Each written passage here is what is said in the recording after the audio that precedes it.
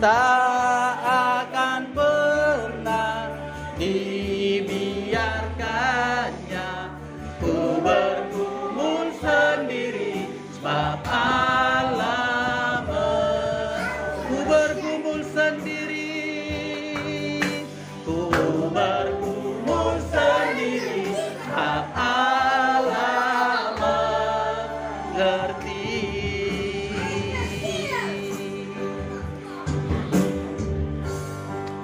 Bapa yang baik, kami bersyukur kepadamu sebab Engkau Bapa yang mengerti, yang memahami, dan yang peduli kepada kami semua. Engkau peduli Tuhan terhadap hidup kami, sekalipun kami penuh dengan latar belakang, background yang gelap sekalipun, Engkau masih peduli dengan kami. Kau mengasihi kami, Kau menolong kami, Kau memperhatikan kami hari demi hari. Bahkan Engkau menjadikan kami menjadi biji matamu. Terima kasih Tuhan, terima kasih Bapa. Saatnya kami mau mendengarkan Tuhan berbicara. Urapi kami semua Tuhan. Biarlah atmosfer ini, suasana ini Tuhan menguasai.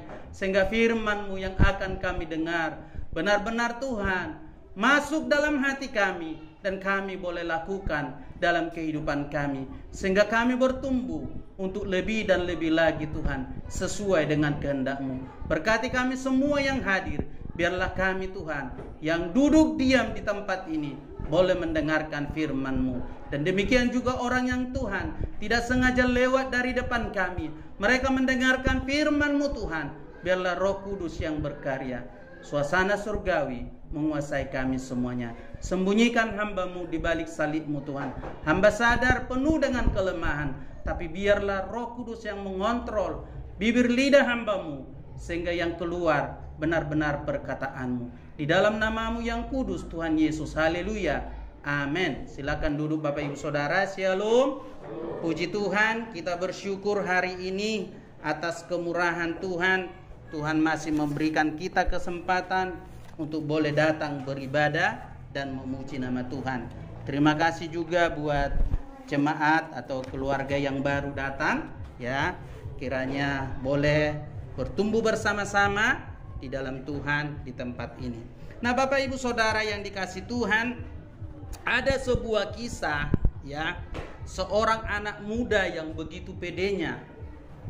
Dia mengajak temannya, dia katakan begini, ayo kita ke rumah si A. Saya sangat mengenal dia, ya. Saya dekat dengan dia, ya. Mungkin ketika kita nanti datang ke sana, dia akan menyambut kita, dia akan menerima kita apa adanya. Dia akan memperlakukan kita dengan baik, ya. Dia ajak temannya, dia begitu pedenya, ya, untuk bertemu atau untuk masuk kepada rumah yang mereka tuju. Temannya itu percaya. Lalu mereka masuk, lalu mereka ketuk pintu. Ketika mereka ketuk pintu, lalu rumah yang dituju menanyakan, ya mohon maaf ya, siapa kalian? Oh saya ini Pak, saya yang dulu pernah begini. Dia ceritakan semuanya. Tapi maaf, saya tidak mengenal kalian. Nah Bapak Ibu Saudara, renungan kita hari ini berhubungan dengan hal itu, yaitu bahwa akan ada orang yang begitu pedenya, begitu yakinnya, dia akan berkata, oh aku selamat, oh aku nanti ketika Yesus datang akan menjamu aku dan akan mempersilahkan aku masuk ke dalam rumah Bapa di surga. Dia begitu pedenya, dia begitu yakinnya seperti pemuda tadi. Tetapi naas Bapak Ibu Saudara, ketika anak domba Allah datang, lalu dikatakan, siapa kamu? Aku tidak mengenal kamu. Nah hari ini renungan kita terambil dari kitab Lukas 13 ayat 22 sampai dengan ayat 30. Lukas pasal yang 13 ayat 22 sampai dengan ayat 30. Kalau sudah dapat Bapak Ibu Saudara, mohon ikutin membaca dalam hati. Saya akan bacakan buat kita. Tapi Bapak Ibu Saudara simak, direnungkan kata demi kata dalam ayat ini, supaya firman Tuhan tidak terlewatkan dalam hidup kita, ya. Sehingga firman ini boleh memberkati saya dan semakin membuat kita bertumbuh dalam mengiring mengenal Tuhan Yesus. Bapak Ibu Saudara, Lukas 13 ayat 22. Lukas 13 ayat 22 sampai dengan ayat 30. Siapa yang diselamatkan? Dan ada seorang yang berkata, ayat 22, kemudian Yesus berjalan keliling dari kota ke kota dan dari desa ke desa sambil mengajar dan meneruskan perjalanannya ke Yerusalem. Dan ada seorang yang berkata kepadanya, Tuhan, sedikit sajakah orang yang diselamatkan? Jawab Yesus kepada orang di situ, berjuanglah untuk masuk melalui pintu yang sesak itu. Sebab aku berkata kepadamu, banyak orang akan berusaha untuk masuk, tetapi tidak akan dapat. Jika tuan rumah telah bangkit dan telah menutup pintu, kamu akan berdiri di luar dan mengetok-ngetok pintu sambil berkata, Tuan, bukakanlah kami pintu. Dan ia akan menjawab dan berkata kepadamu, aku tidak tahu dari mana kamu datang. Maka kamu akan berkata, kami telah makan dan minum di hadapanmu, dan engkau telah mengajar di jalan-jalan kota kami. Tetapi ia berkata kepadamu, aku tidak tahu dari mana kamu datang. Enyalah dari hadapanku, hai kamu sekalian yang melakukan kejahatan.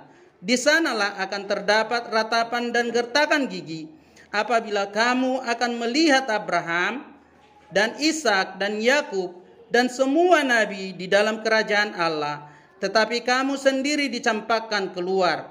Dan orang akan datang dari timur dan barat, dari utara dan selatan, dan mereka akan duduk makan di dalam kerajaan Allah. Dan sesungguhnya ada orang yang terakhir yang akan menjadi orang yang terdahulu, dan ada orang yang terdahulu yang akan menjadi orang yang terakhir. Bapak Ibu Saudara yang dikasihi Tuhan, seperti yang saya katakan tadi, bahwa akan ada orang yang merasa begitu pedenya bahwa dia masuk ke dalam kerajaan Allah. Di dalam perjalanannya kita melihat di sini ketika Yesus dikatakan berkeliling sambil melayani, tibalah saatnya dia di satu tempat menuju ke Yerusalem. Ada seorang yang menanyakan, ya, Bapak Ibu Saudara, kita tidak tahu maksud orang ini. Apakah dia sungguh-sungguh mau bertanya siapa yang akan masuk kerajaan surga, keingintahuannya, atau memang jebakan? Yang menjadi Bapak Ibu Saudara persoalan, ya, di dalam ayat ini bukanlah siapa yang akan masuk ke dalam kerajaan surga, tetapi yang menjadi pertanyaan bagi saya, apakah saya termasuk di dalamnya? Apakah saya termasuk golongan yang masuk ke dalam pintu yang sesak itu? Itu yang menjadi renungan kita. Di dalam ayat ini dikatakan tadi, siapa yang diselamatkan? Bapak Ibu Saudara yang dikasihi Tuhan, di dalam renungan ini kita melihat bahwa ada orang yang menganggap dirinya begitu pede masuk ke dalam kerajaan surga. Dan ada juga orang yang dulunya, ya, tidak bagian, tidak menganggap dirinya masuk ke dalam kerajaan surga, tetapi justru dia yang dilayakkan masuk ke dalam kerajaan surga. Artinya Bapak Ibu Saudara yang dikasihi Tuhan, ketika orang ini bertanya, Yesus tidak memberikan jawaban spesifik kepada saya dan saudara, atau kepada pertanyaan tadi. Dia tidak katakan oh sedikit atau banyak. Karena ketika dikatakan sedikit, maka orang akan putus asa. Kalau begitu, kalau cuma sedikit jumlahnya, ngapain aku ikut-ikutan? Kalau dikatakan banyak, maka terlalu gampang, ya, terlalu gampang masuk ke dalam kerajaan surga itu. Maka Yesus tidak memberi jawaban banyak atau sedikit. Karena pada waktu itu Bapak Ibu Saudara, paham atau filosofi orang Yahudi menganggap bahwa semua keturunan Abraham akan masuk ke dalam kerajaan surga. Tapi Yesus menjelaskan, menekankan kepada saya dan saudara di dalam ayat ini. Beberapa hal jawaban Yesus yang menjadi bahan renungan saya dan saudara di dalam mengiring Tuhan. Yang pertama kita lihat di dalam ayat ini. Dikatakan Bapak Ibu Saudara di dalam ayat 23 sampai ayat 24. Dan ada seorang berkata kepadanya, Tuhan, sedikit sajakah orang yang diselamatkan? Jawab Yesus kepada orang di situ, berjuanglah untuk masuk melalui pintu yang sesak itu. Sebab aku berkata kepadamu, banyak orang akan berusaha untuk masuk, tetapi tidak akan dapat. Dikatakan dalam ayat ini, banyak orang yang akan berusaha untuk masuk dalam pintu itu, tapi tidak dapat. Yang pertama jawaban Yesus menjadi renungan saya dan saudara di dalam mengiring Tuhan. Siapakah yang diselamatkan? Di dalam ayat ini, yang diselamatkan atau yang bisa masuk ke dalam kerajaan itu atau ke perjamuan yang Bapa sediakan adalah orang-orang yang berjuang melalui pintu yang sesak. Siapa itu pintu? Yesus berkata, akulah pintu. Artinya Bapak Ibu Saudara, pintu itu Yesus satu-satunya yang boleh kita masuk atau kita menikmati kehadiran Allah atau kerajaan surga. Kita akan dijamu kalau kita beriman masuk kepadanya. Tapi ingat, pintu itu sesak, pintu itu sempit, pintu itu sangat-sangat sempit. Tidak semua orang bisa masuk kepadanya. Kenapa sempit Bapak Ibu Saudara?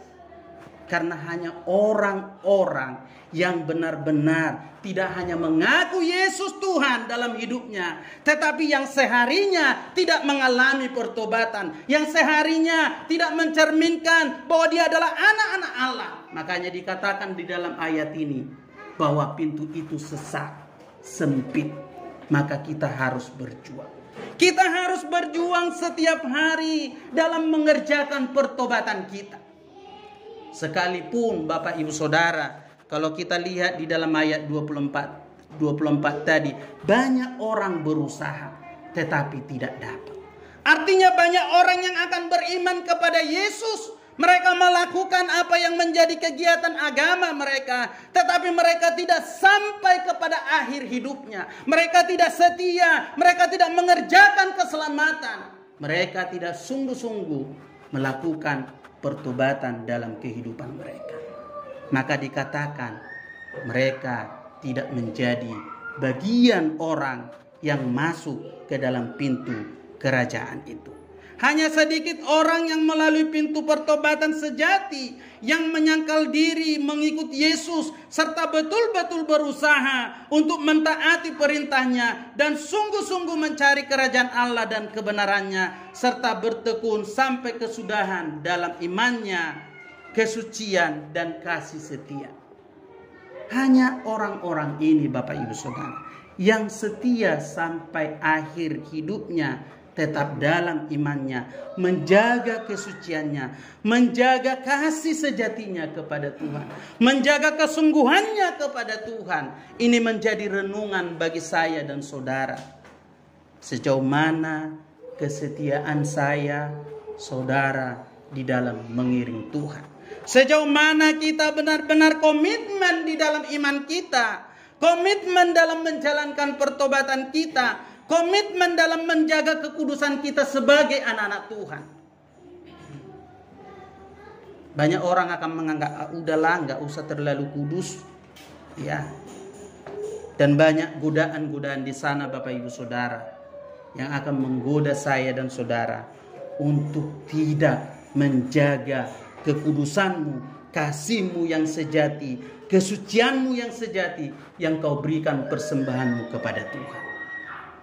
Kita akan melihat di sana, nggak usahlah terlalu sok suci, biasa aja hidup ini, santai aja, nikmati, hidup hanya sekali. Nanti aja kita sungguh-sungguh serius, nanti aja kita sungguh-sungguh bertobat. Orang akan mengatakan itu kepada Bapak Ibu Saudara. Tapi ingat, Ketika kita tidak sungguh-sungguh, dikatakan tadi, ketika pemilik rumah itu bangkit, maka pintu akan ditutup, engkau mengetoknya, engkau tidak akan dapat lagi masuk ke dalamnya. Oleh karena itu Bapak Ibu Saudara, koreksi hati kita. Sejauh mana saya dan saudara sungguh-sungguh mengiring dia. Sejauh mana saya dan saudara benar-benar melakukan pertobatan saya bagi kemuliaan namanya. Sejauh mana saya sungguh-sungguh di dalam mengiring Tuhan dengan iman yang setia, dengan iman yang suci, dengan iman yang kudus. Karena kita tahu ada saatnya, ada kesempatan di mana pintu itu tidak akan terbuka lagi bagi saya dan saudara. Dikatakan tadi Bapak Ibu Saudara, yang diselamatkan itu adalah orang yang berjuang di dalam pintu kesesakan. Bisa bayangkan Bapak Ibu Saudara, kalau ada pintu yang sempit, ya, dan banyak orang berlomba-lomba untuk masuk. Tapi siapa yang masuk? Siapa yang dapat untuk masuk ke dalam kerajaan surga itu adalah orang-orang yang benar-benar sungguh-sungguh. Oleh karena itu, mari Bapak Ibu Saudara, karena dalam ayat ini tidak peduli saya dan saudara menjadi orang Kristen, tidak peduli saya dan saudara sudah lama menjadi orang percaya, tetapi di dalam hidupmu engkau tidak melakukan pertobatanmu, engkau tidak melakukan kesetiaanmu, engkau tidak melakukan kesucian hidupmu, maka Bapak Ibu Saudara, kesempatan bagi saya dan saudara akan ada waktunya pintu itu yang tertutup. Masuk surga itu merupakan hal yang sulit. Kita harus berjuang dengan Allah di dalam doa. Tidak hanya sekedar orang kadang-kadang begitu menganggap, oh kalau udah percaya diselamatkan. Bapak Ibu Saudara, memang Alkitab katakan di dalam Roma itu percaya diselamatkan. Tapi tahukah Bapak Ibu Saudara, konteks Roma pada waktu itu, ketika orang berani berkata, aku dipercaya kepada Yesus, berarti dia siap lehernya akan dipotong. Berarti dia siap Bapak Ibu Saudara, nyawanya akan melayang. Maka ketika Roma berkata, barang siapa percaya diselamatkan adalah orang-orang yang benar-benar sungguh-sungguh. Bukan hanya sekedar yang seperti pemahaman kita yang selama ini.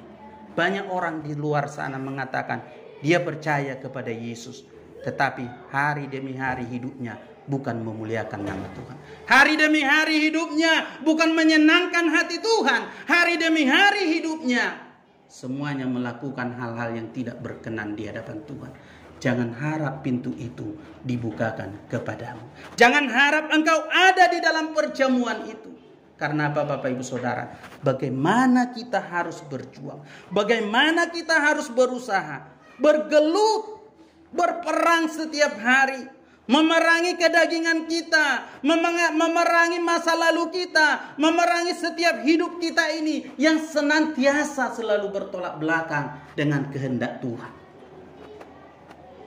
Kalau kita lihat pejuang Bapak Ibu Saudara, dikatakan pemenang adalah orang-orang yang benar-benar bercucurkan air mata, bahkan keringat, bahkan darah dia teteskan demi mencapai satu tujuan. Tidak ada pemenang Bapak Ibu Saudara tanpa latihan. Pelari, dia bisa menjadi pemenang. Dia berlatih setiap hari. Kurang lebih 4-5 jam dia lakukan setiap hari. Tidak peduli panas, tidak peduli hujan, dia katakan dia harus berlari. Demikian juga kita di dalam menuju surga.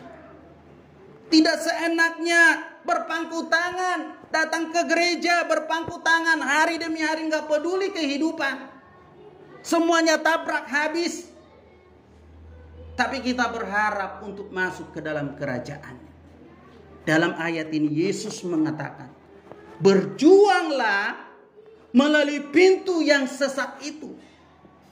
Bapak Ibu Saudara, bisa kita tanya, bisa kita koreksi hidup kita. Perjuangan apa yang saya sudah lakukan kepada Yesus? Perjuangan apa yang saya sudah lakukan di dalam menjalankan keselamatan? Sejauh mana kita berjuang? Karena di dalam ayat ini banyak orang berusaha tetapi tidak bisa masuk. Banyak orang di luar sana yang akan berusaha tapi dikatakan mereka tidak bisa masuk. Oleh karena itu Bapak Ibu Saudara, kalau kasih karunia Allah telah menyelamatkan saya, di mana kita bisa beriman kepada Dia, maka iman, kasih karunia itu Bapak Ibu Saudara lakukan dan kerjakan. Di dalam Alkitab, karena itu kerjakanlah keselamatanmu dengan takut dan gentar kepada Tuhan. Kita harus mengerjakan, kita harus berjuang betul. Tidak hanya sekedar Bapak Ibu Saudara. Yesus tidak mencari pengikut.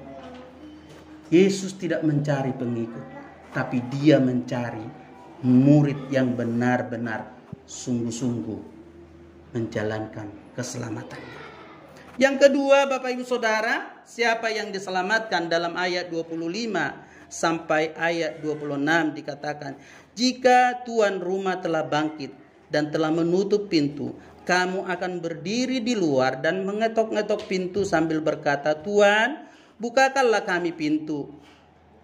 Dan ia akan menjawab dan berkata kepadamu, aku tidak tahu dari mana kamu datang.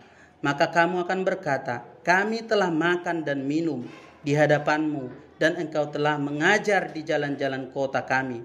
Tetapi ia akan berkata kepadamu, aku tidak tahu dari mana kamu datang, enyalah dari hadapanku, hai kamu sekalian yang melakukan kejahatan.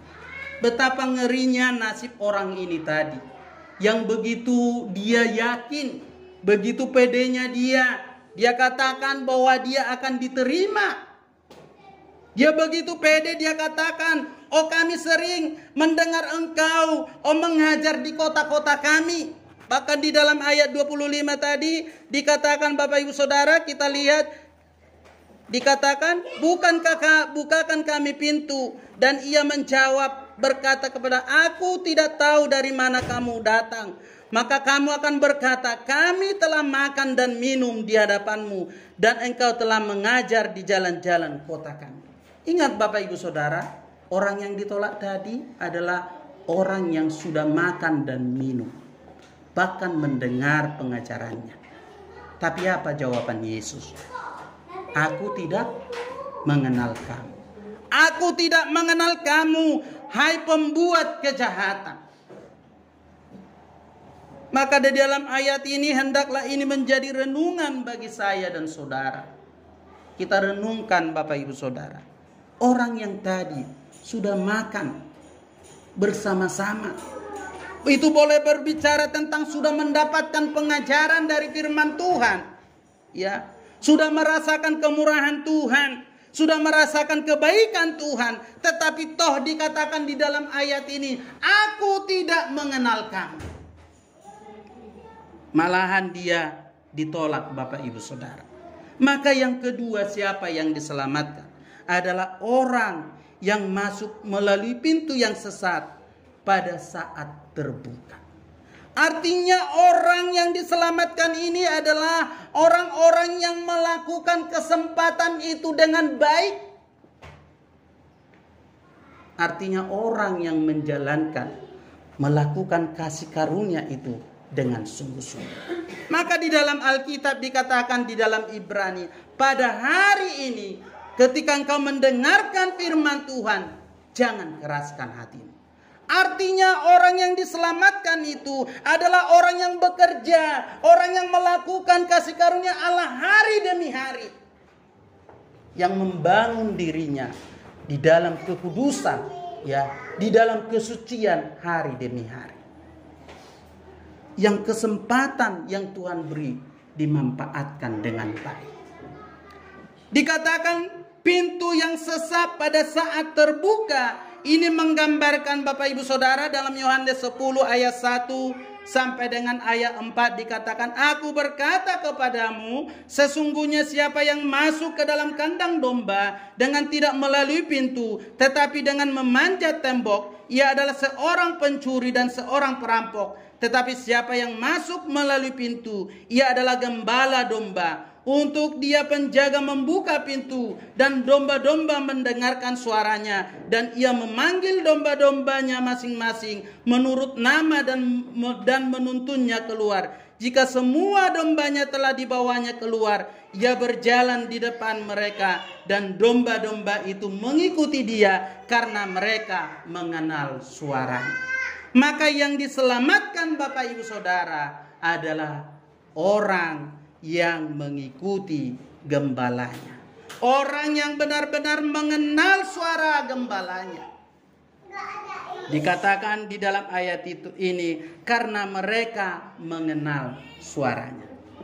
Orang yang benar-benar melakukan kehendak Tuhan hari demi hari. Menjadi pertanyaan bagi saya dan saudara, sudah benar-benarkah kita mengenal suara gembala kita? Gembala yang agung? Karena di luar sana banyak suara-suara yang seolah-olah hampir-hampir mirip dengan suara gembala itu. Tapi di dalam ayat ini yang diselamatkan tahu persis itu suara gembalanya atau tidak. Bahkan di dalam ayat ini orang yang diselamatkan itu adalah orang yang berjalan mengiringi atau mengikuti gembala yang berjalan di depan. Langkah hidupnya sejalan dengan apa yang Tuhan katakan. Kesempatan hari demi hari dia tidak lakukan dengan sia-sia. Dia lakukan, dia kerjakan. Dia kerjakan Bapak Ibu Saudara. Di dalam Wahyu 2 ayat 21 dikatakan, dan aku telah memberikan waktu untuk bertobat, tetapi ia tidak mau bertobat dari jinahnya. Artinya yang diselamatkan itu adalah orang-orang yang melakukan pertobatan ketika waktunya untuk bertobat. Seperti yang saya katakan tadi, ada masa, ada kesempatan untuk saya dan saudara bertobat. Dalam Wahyu 2 ayat 21 dikatakan, dan aku telah memberikan dia waktu untuk bertobat. Ada waktunya Bapak Ibu Saudara. Apakah saya dan saudara sudah, telah dan sedang mengerjakan pertobatan sesuai dengan yang Tuhan katakan? Pintu pemisah di dalam ayat ini, pintu itulah yang akan memisahkan antara orang yang sungguh-sungguh dengan orang yang tidak sungguh-sungguh. Dikatakan tadi Bapak Ibu Saudara, pintu itu menggambarkan pemisahan. Di dalam Bait Allah ada tempat di mana umat-umat itu tidak duduk diam bersama-sama. Ini menggambarkan Bapak Ibu Saudara, di dalam bait atau di dalam jemaat akan ada orang yang mengaku beriman tetapi masih hidup di dalam kedagingannya. Pintu ini adalah pemisah antara orang yang hidup di dalam iman atau hidup di dalam kedagingannya. Kalau sekarang belum bisa kita melihat, ya mungkin hanya sekilas. Tapi akan ada masanya ketika pintu ditutup. Itu menjadi pertanda pemisah antara domba yang benar, yang mengikuti suara gembala, atau domba yang kawin. Domba yang benar-benar mengikuti suara gembala, atau kita ini domba-domba yang memang hanya tidak mendengar atau tidak mengenal suara gembala kita. Maka dikatakan ketika tuan rumah bangkit, dia akan menutup pintu itu. Itu merupakan penanda pemisah bagi saya dan saudara yang sungguh-sungguh percaya, beriman kepada dia. Itu adalah merupakan pemisah kepada orang-orang yang percaya hidup di dalam daging atau hidup di dalam roh. Maka di dalam Alkitab, hiduplah dipimpin oleh roh supaya engkau diselamatkan. Yang kedua, pintu ini adalah menggambarkan atau menandakan penolakan. Artinya Bapak Ibu Saudara, ketika pintu itu ditutup, berarti belas kasihan dan anugerah yang telah lama terbuka bagi saya dan saudara akan ditutup dan tidak bisa lagi kita melalui. Ada masa kasih karunia Tuhan itu, ada masa waktu itu, maka pergunakanlah waktu-waktu yang ada. Itulah sebabnya Efesus berkata, janganlah kamu menjadi bodoh, pergunakanlah waktu yang ada, sebab hari-hari ini adalah jahat. Kita pergunakan waktu yang ada. Ketika kita tidak mau bergerak, tidak mau bekerja, tidak mau berusaha di dalam menjalankan pertobatan kita, di dalam menjalankan keselamatan yang Tuhan berikan kepada saya dan saudara, maka ketika ada masanya, pintu pemisah akan nyata bagi saya dan saudara. Bagaimana nasib orang tadi yang ketika pintu ditutup, di dalam ayat 26 dikatakan dilemparkan, dicampakkan. Saya yakin Bapak Ibu Saudara tidak mau tercampak dari hadirat Tuhan. Amin. Ada yang mau? Ada yang mau dibuang dari hadirat Tuhan?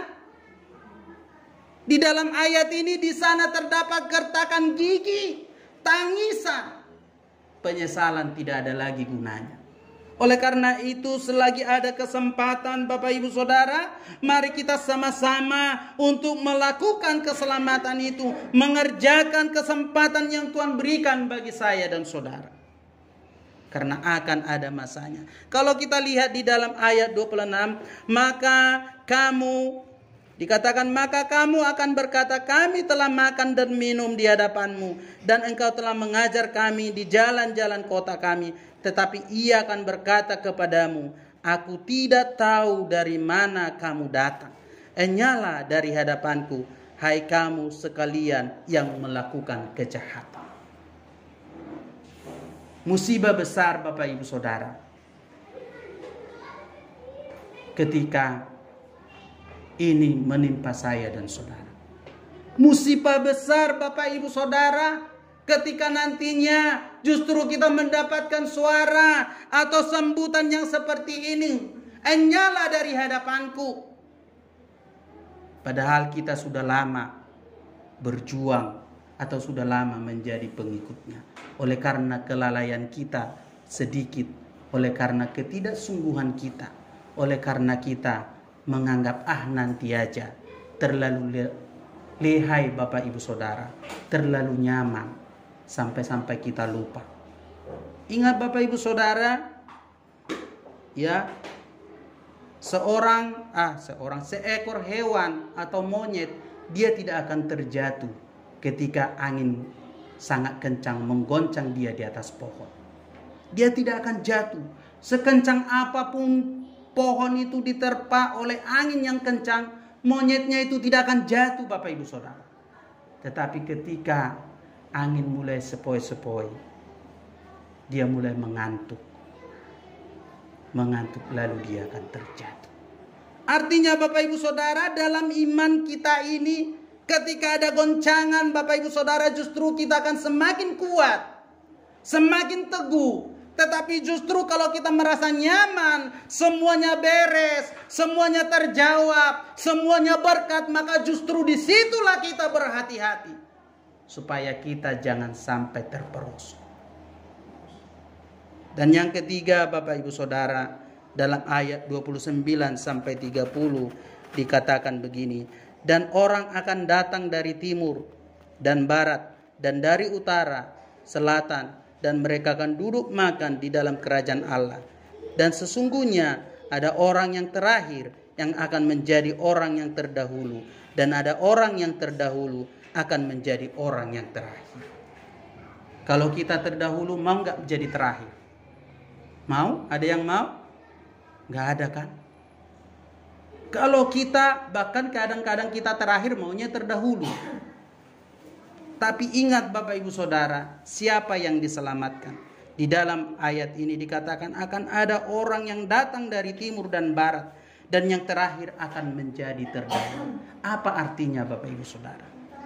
Ini menggambarkan Bapak Ibu Saudara bahwa Israel dalam arti teologisnya atau penafsiran yang harfiahnya, ya, dari ayat ini menggambarkan bahwa orang Israel ditolak dari hadirat Allah, dan suku-suku, bangsa-bangsa yang dulunya bukan bagian kerajaan Allah justru datang kepada Tuhan.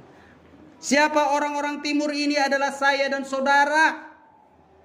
Orang yang bukan harusnya mendapatkan kasih karunia. Karena kerajaan Allah dari awalnya ditujukan kepada orang Israel. Di dalam kitab Roma dikatakan, karena penolakan merekalah kepada Kristus Yesus, maka Injil itu diberikan kepada saya dan saudara. Orang barat dan orang timur ini adalah orang-orang yang berjeri lelah, orang-orang yang berjuang, orang-orang yang benar-benar berjuang mencari keselamatan itu. Kalau itu Bapak Ibu Saudara, kalau kita telah menerima Injil itu, telah menerima keselamatan itu, di dalam ayat ini mari kita benar-benar pertahankan. Di dalam kitab Roma dikatakan, kalau Israel saja yang sudah menjadi umatnya tidak disayangkan, apalagi saya dan saudara yang hanya dicangkokkan.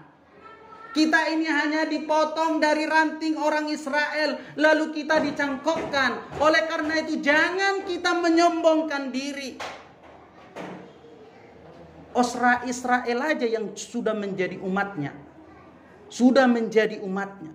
Dari Abraham, Ishak dan Yakub, ya, ditolak. Apalagi kita yang hanya dicangkokkan. Kita hanya ditempelkan Bapak Ibu Saudara. Artinya kalau kita diselamatkan, diundang masuk ke dalam kerajaannya, jangan kita menyombongkan diri, tapi justru kita bersyukur hari demi hari, menyadari kemurahan Tuhan.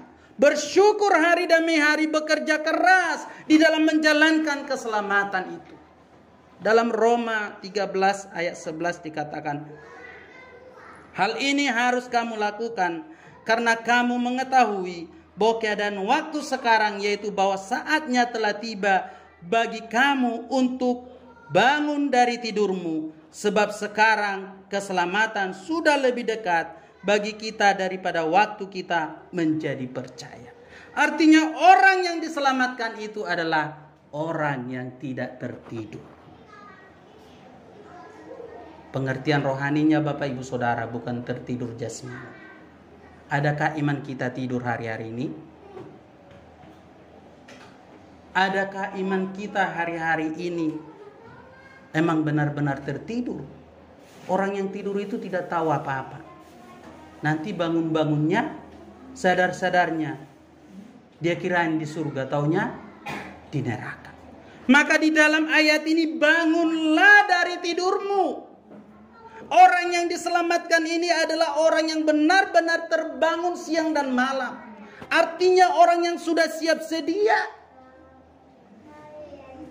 Bukan hanya Bapak Ibu Saudara, ya sekalipun tadi gambarannya itu tentang orang Israel, tetapi pada aplikasinya dalam kehidupan orang beriman, orang percaya, jangan sampai saya dan saudara adalah orang yang memang tertidur imannya. Maka yang diselamatkan itu orang-orang yang tidak tertidur, orang-orang yang tidak terlena, orang-orang yang tidak Bapak Ibu Saudara bekerja, orang-orang yang hanya berdiam diri, tapi dikatakan orang yang bangun dari tidurnya.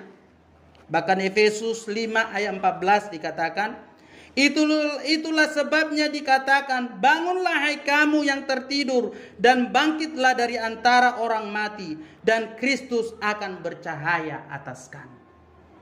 Kalau imanmu hari-hari ini mulai tertidur atau mulai mengantuk, mari Bapak Ibu Saudara, jangan sampai pulas. Bangkit kembali, bangun kembali imanmu. Bangun kembali spiritmu, gerakkan kembali, bergerak Bapak Ibu Saudara, lakukan apa yang menjadi makanan rohani yang membuat kamu terbangun. Jangan terlena dengan panah dunia ini. Jangan terlena dengan suasana apa yang sudah kamu miliki, dengan sosial media yang begitu canggih, dengan segala perkembangan yang ada. Tapi terbangunlah Bapak Ibu Saudara, bangkitlah. Maka di dalam ayat 14 tadi, bangunlah hai kamu yang tertidur daripada waktu kita, dan bangkitlah dari orang-orang mati, dan Kristus akan bercahaya atas kamu. Orang yang tertidur Bapak Ibu Saudara, dia tidak akan menerima cahaya Kristus. Dia tidak akan menerima Bapak Ibu Saudara di dalam ayat ini. Artinya dia tidak akan merasakan kebaikan-kebaikan Tuhan dalam hidup. Dia akan selalu berkata, aduh, enak banget ya dunia ini. Ya, tidak ada larangan bagaikan di jalan tol. Dalam 1 Tesalonika 5 ayat 6 dikatakan, sebab itu baiklah, janganlah kita tidur seperti orang-orang lain, tetapi berjaga-jaga dan sadar. Orang yang diselamatkan itu adalah orang-orang yang berjaga-jaga dan sadar. Berjaga-jaga. Alkitab katakan zaman ini adalah zaman akhir. Yang zaman di mana semakin hari akan menjadi penderitaan bagi anak-anak Tuhan. Tetapi justru zaman yang semakin enak akan semakin nikmat bagi orang-orang yang tidak takut akan Tuhan. Maka di dalam 2 Timotius dikatakan keadaan manusia akhir zaman bagaimana Bapak Ibu Saudara. Saya sudah pernah sampaikan dan Bapak Ibu Saudara bisa baca. Kita akan merasakan kesedihan akan semakin hari. Kita tidak bisa semakin bergerak Bapak Ibu Saudara. Karena kita menyadari zaman ini adalah akan membawa kita semakin hari. Kalau kita ikutin, semuanya akan membawa kita jauh dari Tuhan. Ayat yang terakhir Bapak Ibu Saudara, 1 Tesalonika 5 ayat 7. Sebab mereka yang tidur, tidur waktu malam, dan mereka yang mabuk, mabuk waktu malam. Orang-orang yang tidak diselamatkan ini adalah orang-orang yang mengikuti arus dunia. Orang mabuk dia ikut mabuk. Orang pesta dia pesta. Orang ke diskotik dia diskotik. Orang merampok dia ikut. Orang korupsi dia ikut korupsi. Artinya dia duduk dengan orang-orang yang tidak mengenal Tuhan. Dia lakukan itu, dia kerjakan itu. Bapak Ibu Saudara yang dikasihi Tuhan, inilah yang dikatakan orang-orang yang akan tertinggal dan tidak diselamatkan. Kalau Bapak Ibu Saudara telah menerima kemurahan Tuhan, firman Tuhan mengingatkan kita saat ini untuk membangun diri kita masing-masing, mengoreksi kita masing-masing Bapak Ibu Saudara. Apakah saya benar-benar orang yang sudah berjuang masuk ke dalam pintu yang sesak itu? Dan apakah saya, Bapak Ibu Saudara, benar-benar sudah mengerjakan kesempatan-kesempatan yang Tuhan berikan kepada saya dan saudara? Sudah maksimalkah kita di dalam mengiring Tuhan setiap kesempatan yang ada? Jangan-jangan kita, saya dan saudara hanya sekedar ya daripada nggak ada aktivitas, ya udah deh. Tapi ketika ada aktivitas yang lain yang sebenarnya masih kita bisa tunda, kita lebih memilih ke sana. Tapi Bapak Ibu Saudara, dalam ayat ini orang yang benar-benar melakukan kesempatan dengan maksimal untuk Tuhan. Dan yang terakhir Bapak Ibu Saudara, siapa yang diselamatkan itu adalah orang-orang dikatakan dalam ayat ini yang tidak sama seperti dunia ini. Orang mabuk dia tidak mau, tapi identitas dirinya, kekudusannya dia tetap pertahankan. Kiranya saya dan saudara ketika dia datang menemukan iman yang seperti ini. Kiranya saya dan saudara ketika Yesus Kristus datang, saya dan saudara benar-benar orang-orang yang diterima masuk ke dalam kerajaan perjamuan anak domba Allah. Dia akan berkata, hai anakku yang setia, yang melakukan kehendak Bapakku, masuklah, duduklah, dan makanlah di perjamuan Bapakku yang di surga. Demikianlah renungan kita di siang hari ini. Kiranya lewat renungan ini kita semakin hari sungguh-sungguh untuk memuliakan nama Tuhan. Tanaikan pujian. Ku yakin saat kau berfirman. Biarlah firman Tuhan hari ini benar-benar saya dan saudara yakini. Dan benar-benar kita kerjakan dalam hidup kita. Dalam pengiringan kita dengan Tuhan. Haleluya. Ku yakin saat Kau berfirman.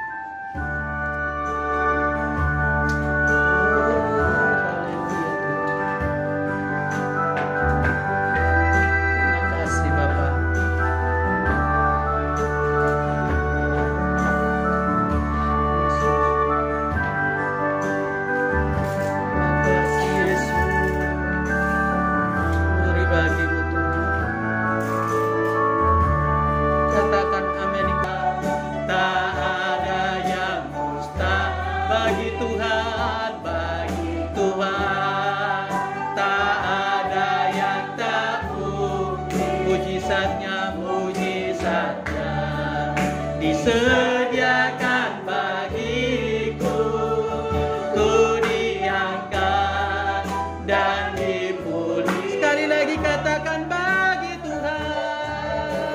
Oh, haleluya. Tak ada yang mustahil bagimu Tuhan.